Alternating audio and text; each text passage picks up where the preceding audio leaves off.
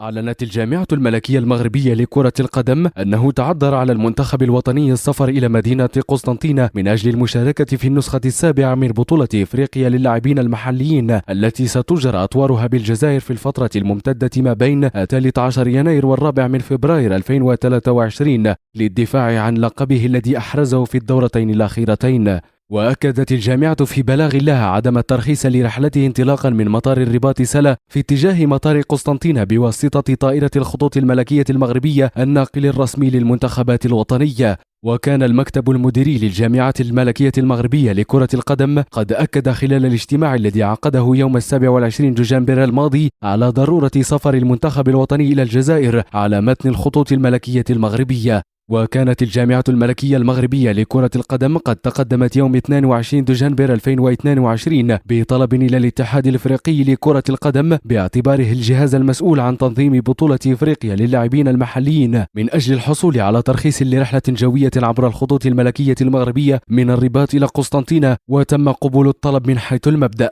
ومن خلال مراسلة رسمية توصلت بها الجامعة من الاتحاد الإفريقي لكرة القدم، وعلى هذا الأساس قامت الجامعة الملكية المغربية لكرة القدم بإشعار الكاف بمسار الرحلة المغربية والإحداثيات من أجل الحصول على الترخيص النهائي لرحلة الخطوط الملكية المغربية من الرباط إلى قسنطينة. من جهة ثانية قال البلاغ إن الجامعة واصلت تحضيراتها من أجل مشاركة المنتخب الوطني في هذه المنافسة القارية، حيث برمجت تجمعا إعداديا للنخبة الوطنية بمركب محمد السادس كرة القدم بالمعمورة في الفترة ما بين 6 و10 يناير 2023 تخللته مباراتين وديتين أمام منتخب إثيوبيا. وبينما كان المنتخب الوطني يستعد للتوجه إلى مدينة قسنطينة يوم 10 من يناير الحالي للمشاركة في هذه البطولة القارية التي ستنطلق يوم 13 يناير الجاري، لم تتوصل الجامعة الملكية المغربية لكرة القدم بالترخيص النهائي لحدود تحرير هذا البلاغ من طرف الاتحاد الإفريقي لكرة القدم للتوجه إلى الجزائر عبر الخطوط الملكية المغربية.